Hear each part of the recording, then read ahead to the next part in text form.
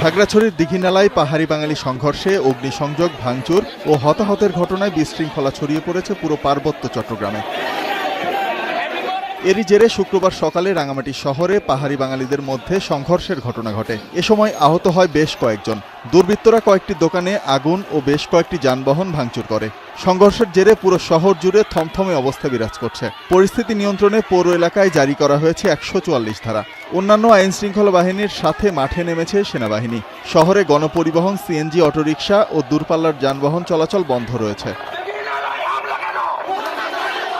ঘটনার সূত্রপাত খাগড়াছড়িতে।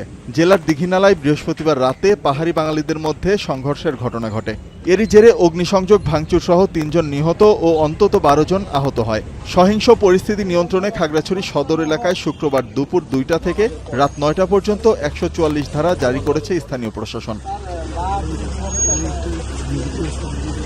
প্রতিবাদে বিক্ষোভ মিছিল ও সমাবেশ হয়েছে বান্দরবানে। শুক্রবার সকালে বান্দরবান প্রেস ক্লাবের সামনে পাহাড়ি ছাত্র সমাজের উদ্যোগে সমাবেশ অনুষ্ঠিত হয়।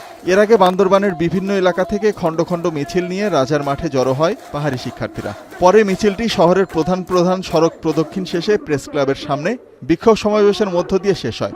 এ সময় বক্তারা বলেন, খাগড়াছড়িতে নিহত মামুনের হত্যাকারীদের আইনের আওতায় আনতে হবে। পাহাড়ি বাঙালি বিভেদ তৈরি করে পার্বত্য চট্টগ্রাম অশান্ত করার নীল নকশা বাস্তবায়নের ষড়যন্ত্র কখনোই সফল হবে না। প্রয়োজনে ঢাকার উদ্দেশ্যে লং মার্চের হুঁশিয়ারি দেয় সমাবেশের বক্তারা।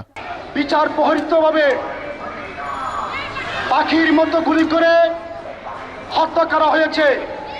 এই হত্যাকারীদের সাথে যারা জড়িত আছে তাদেরকে অবিলম্বে গ্রেফতার করে আইন আওতায় নিয়ে এসে বিচার করতে হবে। চট্টগ্রামে চেরাগি মোড় অবরোধ করে বিক্ষোভ সমাবেশ করে বিক্ষুব্ধ যুগ্ম ছাত্র জনতা।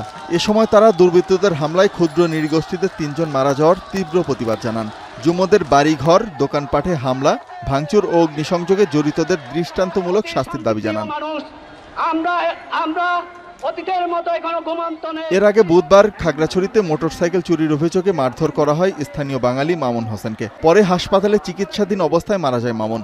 এ ঘটনার জেরে বৃহস্পতিবার দীঘিনালায় পাহাড়ি বাঙালিদের মধ্যে সংঘর্ষ থেকে স্থানীয় বাজারে অগ্নিসংযোগ ও হতাহতের ঘটনা ঘটে।